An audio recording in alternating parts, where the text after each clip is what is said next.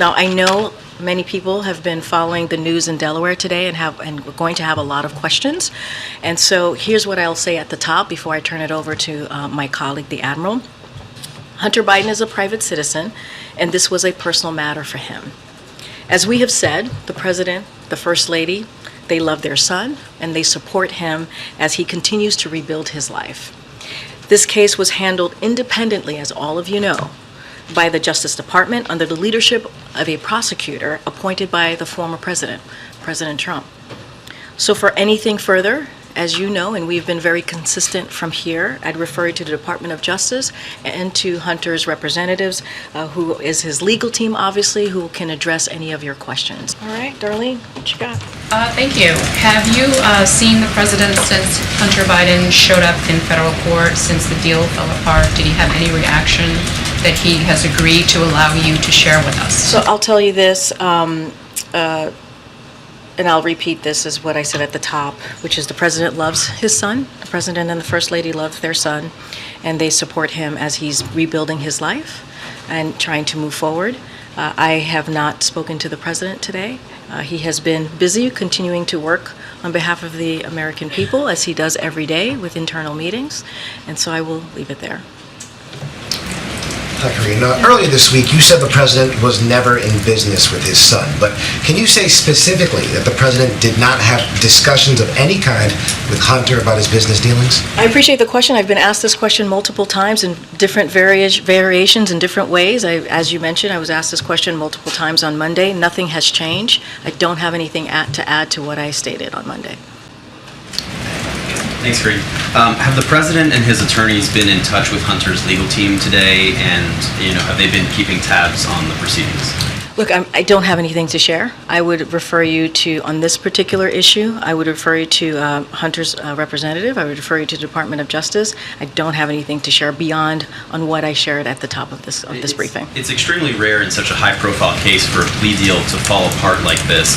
Does the president believe that the prosecutors, the federal prosecutors in this case, have acted appropriately and competently? As you know, Jeremy, this was an independent investigation that was overseen by the Department of Justice. As we've been very clear, they are independent. We give them the space to do their work. We believe in the rule of law. I just don't have anything else to share on this. I would refer you to the Department of Justice. Again, this was done independently, and I would also refer you to Hunter's representatives. Okay, Risha. President Biden has spent most of his political career working on gun laws, on gun reform. Does he believe that someone who is charged with possessing a firearm illegally should be prosecuted to the fullest extent of the law? So here, I'm going to be, I think I know where this question is going, and I'm just going to continue to say, as it relates to the case that we're seeing in Delaware, I'm just going to not speak to that. It is an independent matter. This is up for the Department of Justice. Even with the question that you're asking me, it's one of those legal criminal matters, and it's up to that process, that legal process. I'm just not going to speak to it here. But again, the president, when he was a senator, crafted gun legislation. As president, he talks often about the need to get illegal firearms off of our streets. So when someone possesses one illegally, what does the president believe should happen to them? The president has been very clear. You just laid out where his position has been, what his policies have been, what he was able to pass into law.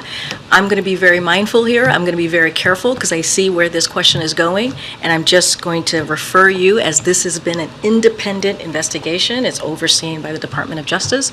I'm going to let them speak to this as they are moving forward. Go ahead. Thank you. Moments ago, you said that nothing has changed when you were asked about the president's previous remarks on his son's business dealings, but the language has in fact changed. So I just want to clear this up once and for all. The president has previously said that he has never discussed overseas business dealings with his son, but the White House now says that the president has never been in business with his son. So why the updated language? Which statement is true? Or is this semantics and they're both true? As I stated on Monday, when I was asked this question multiple times, nothing has changed. Nothing has changed on this. Nothing has changed on this. And so, could ask me a million different ways. On this question, nothing has changed.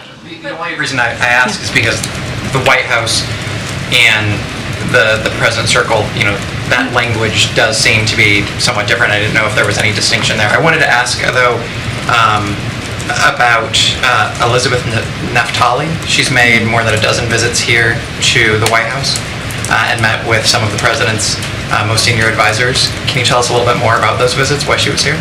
I would have to look into that. I've not been tracking these visits that you're mentioning to me. Thank you, Karine. Okay, no problem. Thank you.